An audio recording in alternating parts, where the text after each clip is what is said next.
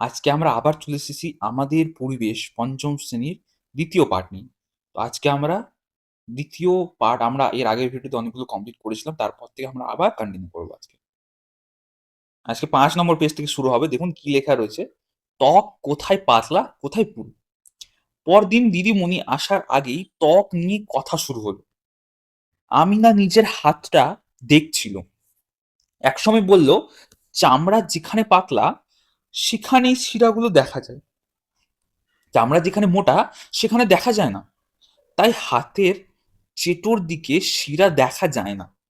সবাই নিজের নিজের হাতের দু পিঠ দেখে নিল। আমিনা ঠিকই বলেছে, কিন্তু চামড়া কোথাও পাতলা, কোথাও পুরু কেন? সুজয় বলল, হাতের কোন দিকটায় বেশি ঘষাঘষি হয়? মিনা বলল, চেটোর দিকটাই, তাই না? রফিক বলল, তাই কি হাতের চেটোর দিকে ত্বক মোটা হয়ে গিয়েছে? তারপর ইতু বলল, পায়ের তলার চামড়া আরো পুরু, গোড়ালির কাছটা সবচেয়ে পুরু। গোড়ালিতে কি বেশি ঘষাঘষি হয়?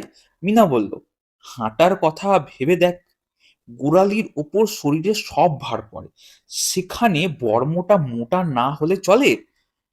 এদিকে সুজন রফিকের হাতের চামড়াটা দু আঙুল দিয়ে ধরল, বলল, এইভাবে ধরে দেখ, কোথাকার চামড়া কতটা পুরু বুঝতে পারবি।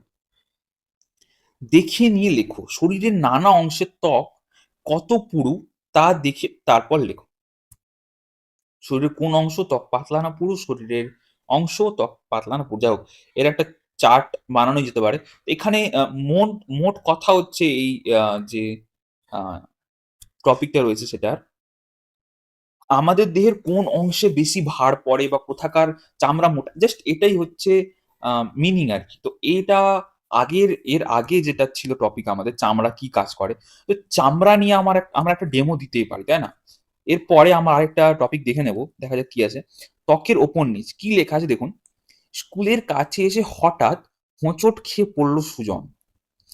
হাঁটু আর কনুইতে লাগলো। সবাই মিলে ধরে তুলে নিয়ে গেল। কনুইতে খানিকটা ছড়ে গেছে, এক জায়গায় একটু রক্ত বেরিয়েছে, হাঁটুতেও একটু ছড়েছে, একটু আহ, জল জল কিছু বেরিয়েছে। হ্যাঁ, খানিকক্ষণ বরফ দেওয়া হলো।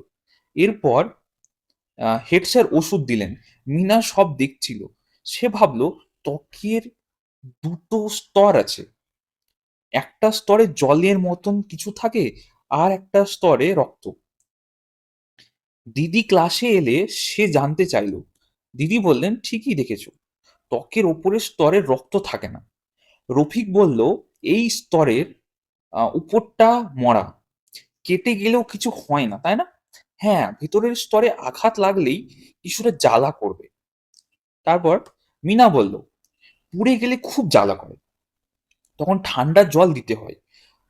ধরো কবজির কাছটা পুড়েছে, খানিকক্ষণ ঠান্ডা জলে হাত রেখেছো, হাত তুলতে আবার জ্বালা শুরু হলো, তাহলে আবার ঠান্ডা জলে ডোবাতে হবে।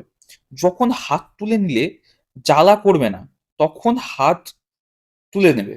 হ্যাঁ, তাহলে চামড়ার ভেতরের স্তর ক্ষতি হবে না। ফোস্কা পড়ে যাবে যে, চামড়ার উপরের স্তরটা গরমে মরে যায়, তখন নিচের স্তর থেকে জল বেরিয়ে আসে।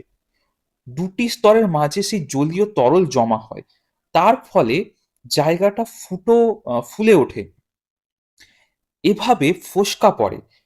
সঙ্গে সঙ্গে সেই জায়গায় ঠান্ডা জল দেওয়া হলে নিচের স্তরটা গরম হতে পারে না, তখন ফোস্কা নাও পড়তে পারে। তারপর কি আছে আমরা দেখে নেব। মিনা বলে উঠল, কিন্তু ফোস্কা পড়লেও বেশি ক্ষতি নেই, তাতে চামড়ার ভেতরের স্তরটা বেঁচে যায়। বেশি পুড়ে গেলে সঙ্গে সঙ্গে হাসপাতালে নিয়ে যাওয়া দরকার। বলা বলি করে লেখো, আগে কবে কার চামড়ায় আঘাত লেগেছে তা ভেবে আলোচনা করে লেখো। যাই হোক, এটা লিখা যেতেই পারে। কোকড়ানো আর কালো, এটা আমরা পরের দিন শুরু করব, ঠিক আছে? তো এই যে তিনটা যে আমরা পড়লাম, এখান থেকে আমরা কি বুঝতে পারলাম, যে আমাদের সব থেকে বাইরের যে অংশটা রয়েছে শরীরের সেটা হচ্ছে চামড়া। সেটা আমাদের কি কাজে লাগে এইটা নিয়ে একটা সুন্দর ডেমো কিন্তু দেওয়া যেতে পারে। ঠিক আছে? চামড়া বা ত্বকের মানে টপিকটার নাম এরকম যদি হয় যেমন ধরুন ত্বক একটা টপিকের নাম, হ্যাঁ? এটা নিয়ে একটা সুন্দর কিন্তু ডেমো দেওয়া যেতেই পারে, হ্যাঁ?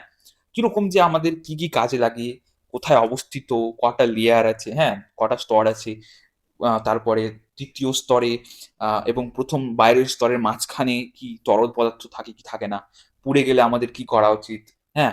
এই জিনিসগুলো বা আমাদের আ আগে যারা পূর্বপুরুষরা যারা ছিলেন ইতিহাসে, হ্যাঁ? তারা কিভাবে এই চামড়ার বিভিন্ন জিনিসগুলো ব্যবহার করতেন, এই ছোট্ট একটা ডেমো রেডি করাই যেতে পারে।